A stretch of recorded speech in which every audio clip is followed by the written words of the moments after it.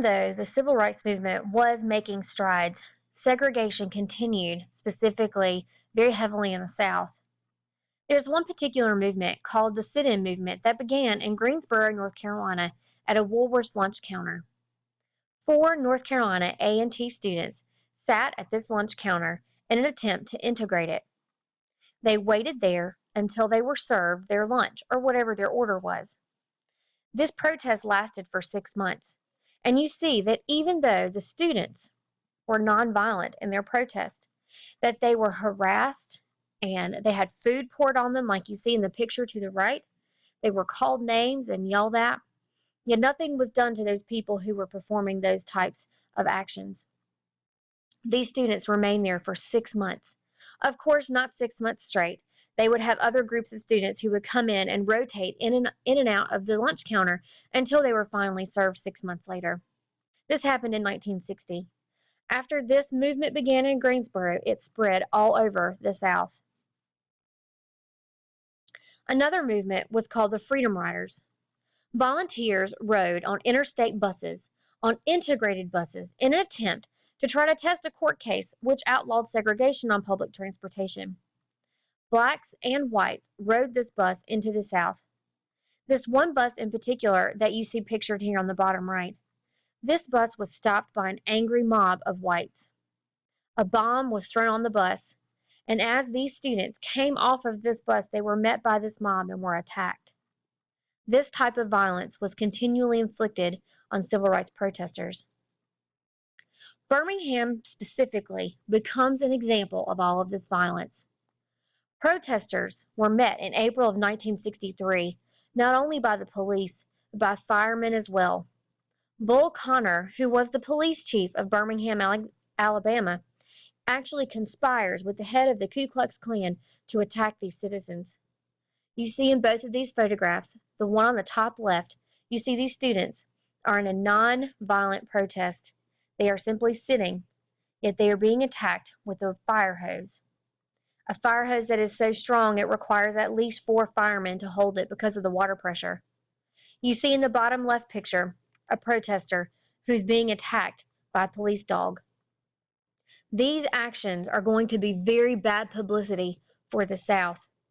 Many people who were on the fence about civil rights or who simply were not affected by this were going to now be forced to make a decision. The Justice Department finally steps in, and it's at this point that JFK himself publicly voices support for the movement. This was the type of public support that Martin Luther King Jr. knew he would need in order to win the rights for African Americans. There was more troubles in the university. While those students at Little Rock Central in Little Rock, Arkansas, had integrated that school, although not permanently yet, this is going to continue at universities as well. James Meredith, the black student you see on the right, was attempting to enroll at the University of Mississippi. The governor of Mississippi, Governor Ross Barnett, opposed that enrollment and tried to use troops to keep him from enrolling in this school. Eventually, he was allowed to enroll as the first black student at that university. George Wallace attempted a similar action in Alabama. He attempted to keep the integration from coming to the University of Alabama. These state leaders were directly challenging federal law. In doing so, it forces the hand of the president, and Kennedy is going to use federal agents to confront these segregationist state leaders and integrate these schools. One of the most famous events of the civil rights movement was the March on Washington. This occurred in August of 1963 in commemoration of the Emancipation Proclamation signed in 1863. The goal of this was to promote civil rights. There were anywhere between 200 and 500,000 people in attendance just outside the Lincoln Memorial.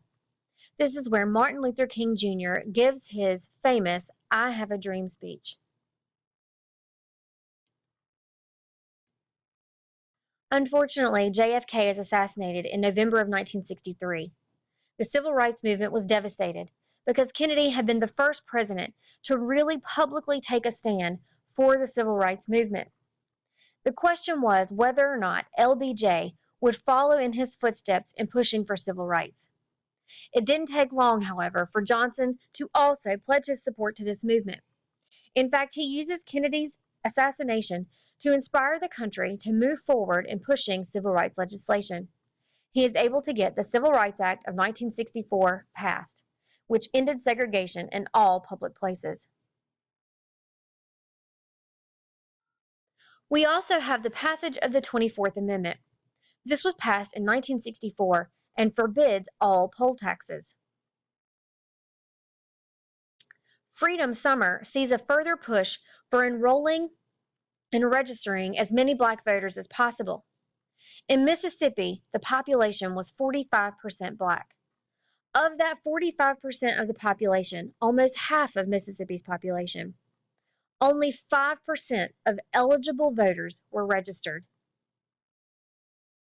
In the Selma, Alabama voting drive, a march was held with Martin Luther King Jr. and his followers, a march from Selma to Montgomery.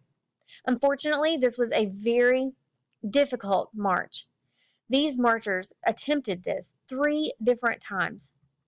The first occasion on Bloody Sunday, 600 marchers were attacked by the police and state troopers. While the president tried to talk to Martin Luther King Jr. about holding off on any further marches, Martin Luther King Jr. and his followers refused. They attempted the second march, crossed the bridge, and knelt and prayed. Finally, after the third attempt, it was finally successful. The Voting Rights Act of 1965 was finally passed. This law outlaws literacy tests and poll taxes. It also allowed for in areas like Mississippi that had less than 50% of all eligible minority voters, it would send in federal workers in an attempt to register those voters, all in an effort to raise the voice of the African Americans in the United States to use their political power.